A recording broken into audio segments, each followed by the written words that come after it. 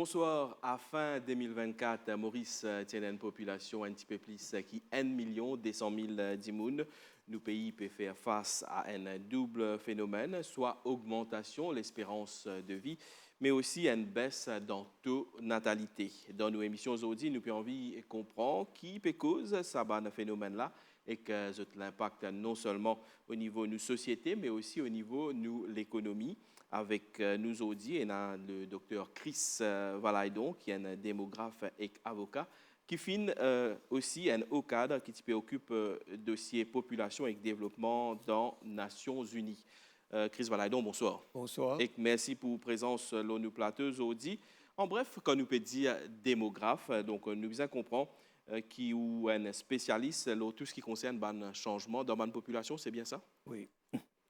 Alors, avant, nous sommes contents de dire que nous passons par une secousse, le BRP, et actuellement, c'est un problème démographique. À la source, un problème démographique. Il n'est pas c'est un problème économique, parce qu'il y a l'argent, il n'est pas c'est un problème politique, parce que le gouvernement décide certaines affaires, des trois syndicats pas d'accord. Il y a un problème sur origine, c'est une secousse qui nous peut trouver là, c'est démographie. C'est-à-dire qu'à la racine de tout ce qui nous peut attendre, c'est démographie. Mais qui était démographie? Il y a un grand mot, mais il veut dire une affaire simple. Il veut dire qui quantité.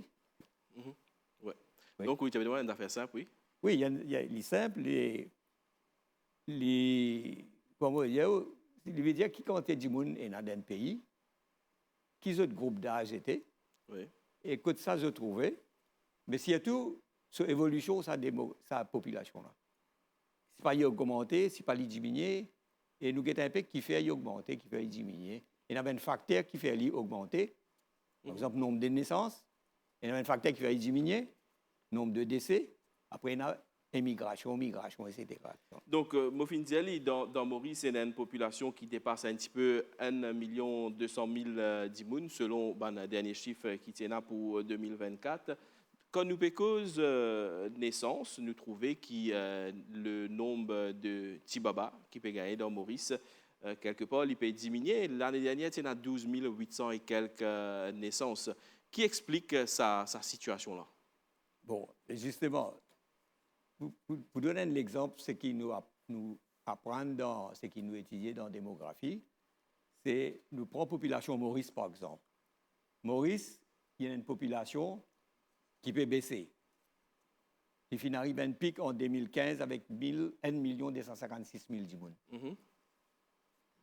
Jusqu'à un certain niveau, jusqu'à 2019, il tient encore ce niveau-là. Mais depuis 2019, l'IN baissé, il 1 245 000 d'immunes. Qui veut dire en 2019 jusqu'à 2024, il y a 11 000 d'immunes à peu près en moins. Ouais. Mais, et l'an dernier, quand nous avons le dernier chiffre qui est sorti, la population n'a baissé pas 3 000 encore. Mais qui fait ça, sa population a baissé? Parce que, premièrement, il y a un nombre de naissances qui peut diminuer. Vous pouvez nous le un petit peu en détail. Mais quand nous faisons démographie, nous avons aussi une projection qui a tendance à continuer. Avant de projection, donc oui. nous causons naissance là, justement. Oui. Qui fait le nombre de naissances peut diminuer? Ah, OK. Bon. Les bons nous connaissent qui quantité peut diminuer aussi. Oui. Et nous avons fait qu'appelle taux de fécondité. Ça veut dire fécondité, taux de fécondité veut dire combien d'enfants une madame qui est en âge de reproduction lui gagne au cours de sa vie. Pour une population qui reproduit elle-même, ça veut dire que ce nombre reste constant ou bien ça.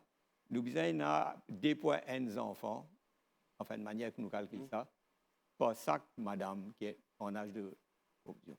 Nous 1,35 si vous avez affaires. Il moins que ça 2,1 là. Ça veut dire en dessous taux de remplacement, below replacement level, on appelle ça. C'est-à-dire que sa population-là, il peut diminuer. À cause, si aujourd'hui, à cause simple qu'il est lié avec projection, si nous continuons cette trend-là, nos populations, ils peuvent 220 000 d'immunes dans 30 ans en moins. Dans Maurice, 220 000 d'immunes veut dire, vous prenez toute population pour lui, plus 4 bonnes, disons, ça y arrive à peu près 200 000, 210 000 dimoun. Dans 30 ans, pas pour ça va être dimoun. Là, c'est pour une lot de grandeur qui peut dire ça. Interpelle-nous quand même, ça chiffre-là, 220 000 dimoun en moins c'est dans 30 ans. Oui. Mais actuellement, là, qui est capable de faire pour qui capable de donner un coup de fouet, comment dire, pour qui nous capable d'augmenter le taux de natalité, de fécondité, qui est capable? Vous connaissez, ou capable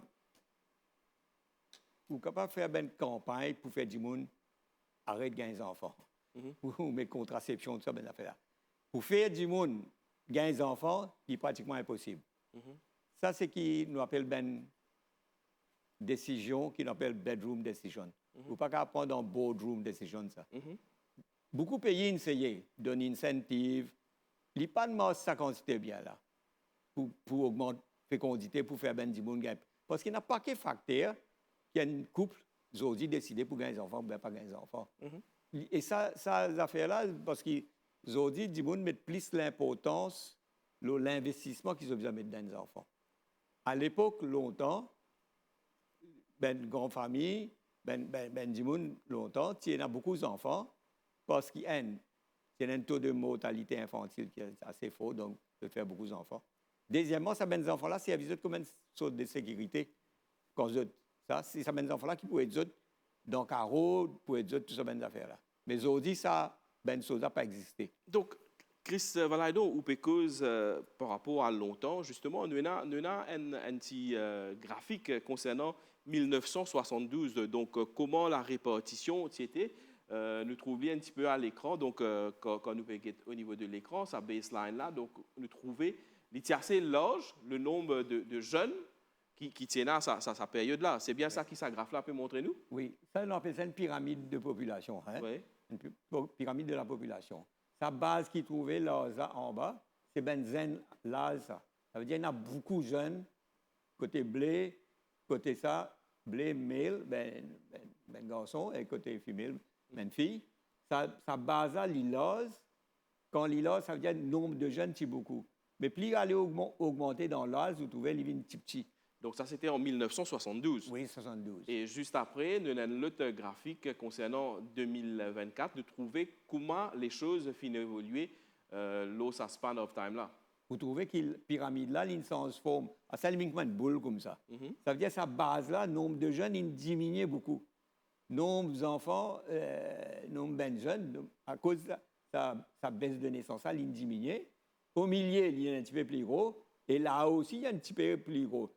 Quand on regarde bien, les plus gros qui nous trouvaient avant là. Comparé à 60. Ça veut dire que ça forme sa pyramide là, licenciée, à cause de distribution l'âge, population licenciée.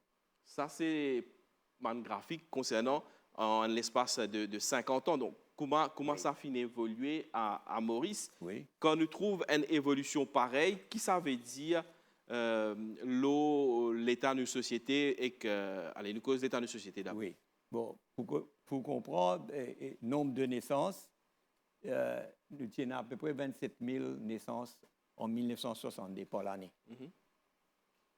Nous finissons 30 ans après, en 1992, 20 000 naissances par l'année.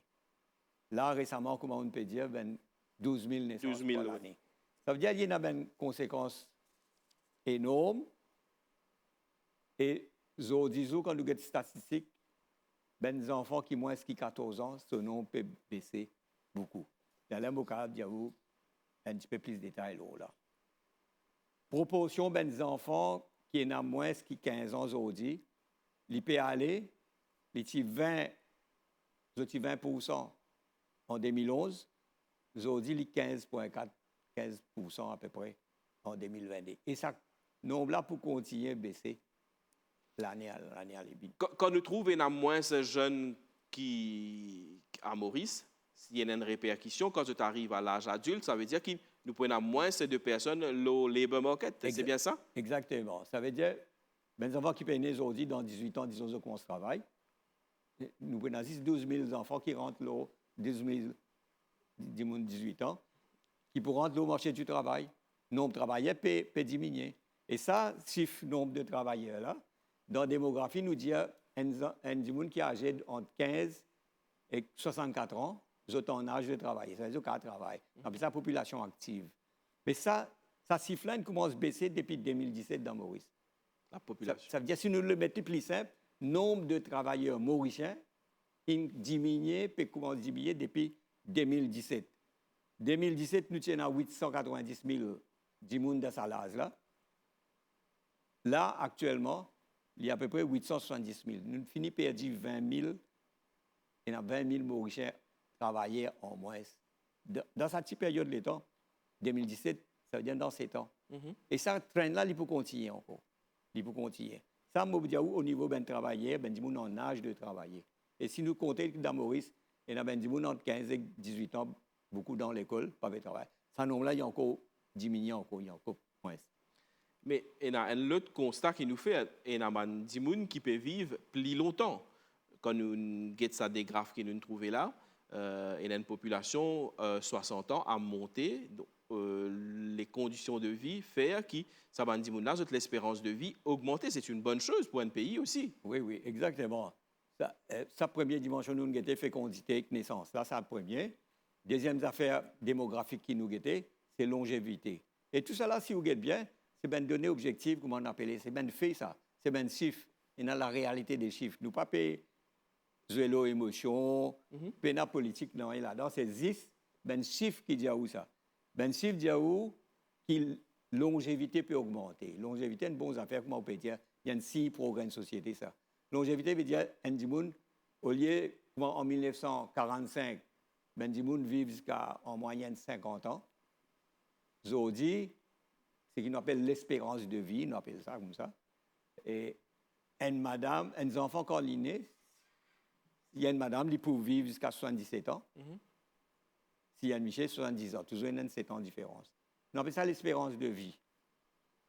En 1958, qui fait me dire 58 parce que c'est à l'époque-là qu'il tu peux mettre sa BRP là, sa pension là. L'espérance de vie, c'est 55 ans. Ça veut dire du monde, sur probabilité qu'ils y vivent en 1958 jusqu'à 60 ans, c'est bien faible.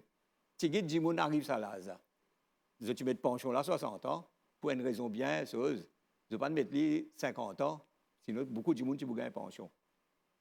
Aujourd'hui, quand nous pouvons causer, un du monde, s'il y a 60 ans, il va vivre jusqu'à 75 ans, par exemple. Ça veut dire qu'il gagne.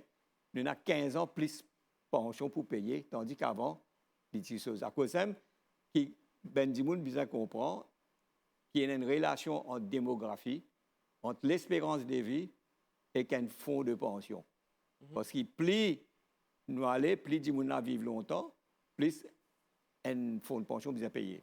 Quand on pose la question de pension, comment ça finit d'évoluer en termes de travailleurs qui peuvent contribuer pour la pension Ndimoun et que la situation actuelle? À l'époque, si je ne pas fait erreur, c'était 7 Dimoun qui avaient travaillé pour contribuer pour la pension d'un retraité, c'est bien ça? Oui. C'est-à-dire que quand vous mettez ça des facteurs là ensemble, un côté, Ben Dimoun, nombre de travailleurs peut diminuer. Un autre côté, ben nombre qui gagne pension plus qu'il 60 ans, ça lui peut augmenter. Ça sort, pour payer sa pension là, l'eau, ça ben du monde qui peut travailler là, il a augmenté. Oui. Longtemps, c'est dans cette du monde qui peut travailler, il peut payer pour un pensionnaire. Il peut payer de casse, contribuer pour un pensionnaire. À celle-là, il pourrait pour une D, enfin dans des 3 années, vous avez une ligue 2.5 par là. C'est-à-dire, vous avez gagné au moins D du monde, ça sort ça pour tenir par D du monde. Ça veut dire que vous avez payé 50% de sa pension là. La chose, pour payer sa pension là, il pour reposer le ben travailleur. Ça travaille, nombre de travailleurs là peut diminuer, ça veut dire que ça peut augmenter. Alors, à cause de ça, qui nous dit ça, qui nous appelle dependency ratio, taux de dépendance, il peut augmenter. Alors, il y a une conséquence, bien sûr, à la pension, parce que c'est ça ben du monde en âge de travailler là qui vous paye sa pension là. L'impact économique même du vieillissement de la population, il est quoi exactement? Mais ça, il y a une autre affaire. Quand on a une population qui vieillit, vous avez un peu plus de pension, on a plus les autres care qui vous donnent la santé, etc. Vous avez la chose. Et si vous n'êtes pas productif, ça ne veut pas contribuer dans la chose, ça veut dire que vous avez dépendre ce qui ben travailler peut contribuer dans la chose. À cause de ça, il y a même un fonds de pension là, fonds de pension ou même la caisse gouvernement. Parce que BRP, il n'est pas payé depuis un fonds de pension, enfin, il paye depuis la caisse Consolidated Fund, qu'on nous dit, il paye depuis un fonds gouvernement. Chris Valaidon, donc, un démographe, vous comprenez comment la population a évolué, situation qui Maurice peut passer actuellement concernant la longévité, donc l'espérance de vie même de nos populations. C'est une situation que d'autres pays connaissent? Exactement. Nous prenons l'exemple, c'est un pays là, ce n'est pas comparable au niveau de vie. Nous prenons un pays comme le Danemark, il ne fait pas 70, pas 72 ans. Pension universelle, passe pour ça. Au Danemark. Au Danemark. Dans Maurice, vous connaissez, nous prenons une décision en 2008 et pousse l'âge de la retraite jusqu'à 60, 65 ans. C'est une décision qui est bien prend. Et si pas tu prends ça, c'est pour catastrophique. C'est moi, quand nous prenons la décision-là, il y a une volée de la décision-là, pas de prendre. Qui peut arriver pension vieillesse, BRP, nous pas de prendre. Si nous prenons ça, à l'époque-là, le problème-là, tu vas finir régler jusqu'à aujourd'hui. Mais quand on a évolution, Maurice, je pense 65 ans pour venir 67 ans bientôt, dans 5 ans, c'est pas avant même. Et un jour, il pour venir 70 ans. Sinon, il n'est pas sustainable. Il n'est pas pour sustainable. Ça veut dire, d'après moi, il peut augmenter dans 5 ans, 10 ans pour bien. Donc, vous pouvez déjà projeter qui à l'avenir pour bien apporter une nouvelle réforme encore. Pour bien mettre une nouvelle réforme de ça, BRP là. Dans tout pays, vous pensez l'Angleterre même fait augmenter l'âge de la retraite. Et dans beaucoup de pays, vous faites un means test. Même si on arrive à 65 ans ou 67 ans, vous avez combien de sous peut gagner. Là, dans il y a un ciblage. Non seulement, il n'est pas universel, ça rentre là, il fait ciblage. Mais il y a beaucoup de pays qui font face au problème de vieillissement de population. Vous avez besoin, vous avez augmenter, vous avez l'âge de l'éligibilité de la pension. Tout ça, élément qui finit évoqué là, c'est un élément qui finit bien prendre en compte parce que nous connaissons l'actualité, c'est quoi ces jours-ci? Oui. C'est le fait que le Basic Retirement Pension finit une réforme et qu'il annonce un plan de soutien, income support pour les gens qui pour gagner 60 ans. C'est une affaire qui est nécessaire par rapport à comment nos pays peuvent évoluer actuellement. Oui, vous connaissez, démographie, c'est un fait objectif. Ouais. Nombre de naissances, nombre de décès, migration, tout ça là, c'est un fait objectif ça. C'est-à-dire qu'un gouvernement il fait une policy, il a besoin de baser sur un fait objectif. Bien sûr, après, il n'est pas pour faire ça parce qu'il y a beaucoup d'émotions attachées à ça, après, il y a une réalité mauricienne. À cause de ça, le gouvernement là, il vient avec un income support pour aider certains gens qui vraiment peuvent contrôler ça, basic retirement pension là. Mais il est évident que tôt ou tard, ce système-là n'est pas sustainable, comme on expliqué démographiquement. Démographiquement, il n'est pas. Qui soit, quand nous pouvons sa casse pour payer sa pension-là, un nombre de pensionnaires qui peut augmenter, BRP, on veut dire.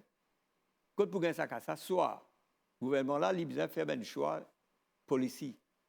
Soit il imprime billet, il prend dette encore, il coule le pays là encore un peu plus. Soit il augmente taxes, le ben du monde qui travaille, income tax. Soit il augmente ben taxes indirectes, il augmente TVA, le ben prix ben produit. Mais ça même prix là quand il sert, excise duty, custom duty avec TVA, il augmente, ben travailleurs qui vous payent ça. Ça veut dire que le coût de la vie, il peut bien augmenter parce que ça casse qui gagne en taxe, c'est mal dans le revenu, ça même casse pour payer ça même pensionnaire en plus, qui d'année en année peut augmenter. Chris Valaidon, quand nous parlons de la situation actuelle concernant la démographie, donc façon que nos populations peuvent évoluer, il n'y a aucune façon pour renverser cette tendance qui finit dessinée ces 50 dernières années? Compliqué? Le plan démographique, moi, je pense pas pour qu'on augmente, faire du monde, faire des enfants, juste pour essayer comme ça. Ça, pas pour capable.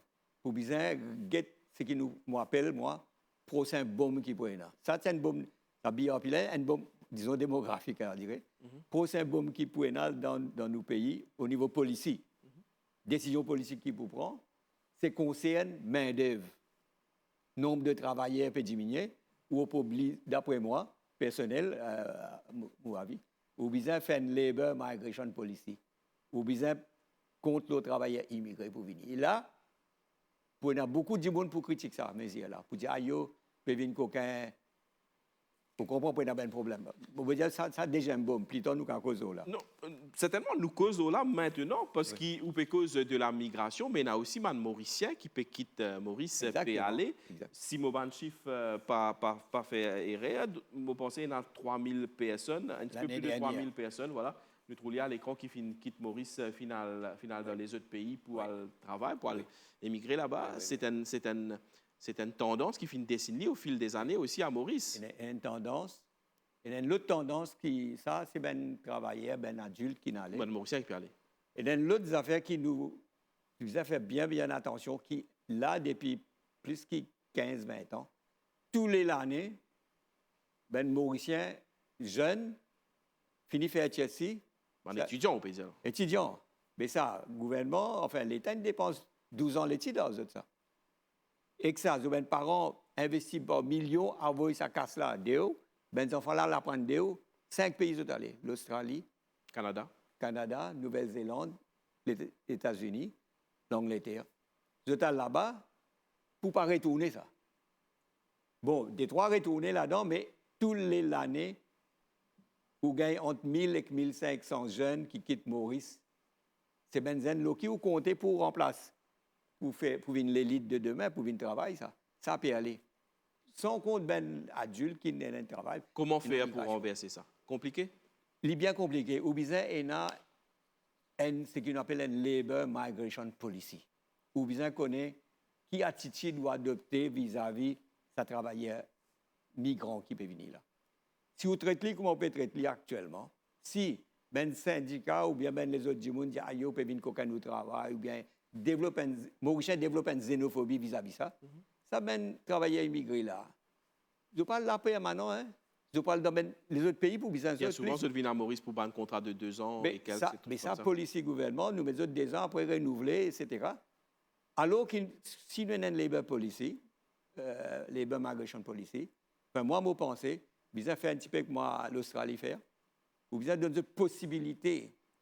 Il y a tout ben jeunes qui peuvent venir, ben jeunes travailler à 30 ans, 35 ans. Reste Maurice, acheter property Maurice, reste dans Maurice et investir dans Maurice même.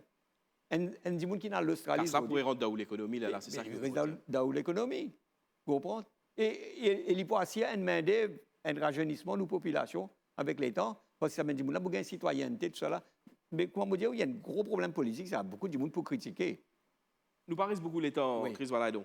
La question démographique doit être adressée maintenant, sinon il est trop tard. Vous connaissez depuis 92, moi, je là. On écrit là. Les autres disent qu'ils font un rapport, Battersby, tout ça là. Les autres, tu peux causer le penchant, on ne dit pas pour soutenir tout ça là. Problème démographique, vous connaissez ce danger qui était, ou pas trouver ce résultat, sur l'effet tout de suite. Ou pour tout dire dans 5 ans, dans 10 ans, dans 15 ans, vous dites, ah mais nous pas pour là, nous continuons à faire comment nous pouvons faire. Mais là, nous faisons trouver une première crise, nous trouver. Là, nous pouvons trouver réalité démographique. À ce là, première fois, nous participons à une émission. Là, quand nous faisons ça, bon, on cause une radio privée.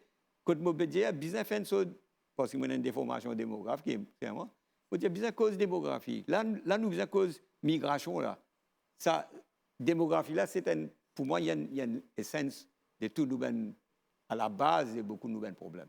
Chris Valadon, merci beaucoup pour votre présence ce soir au plateau de Grand Titre. Merci pour tous ces éléments qui vous fin amener et qui vous fin éclaircir nous ban téléspectateurs qui fin suivre nous. Merci. Vous fin suivre nous l'émission aujourd'hui à suivre dans quelques minutes le journal télévisé de 19h30. Bonsoir.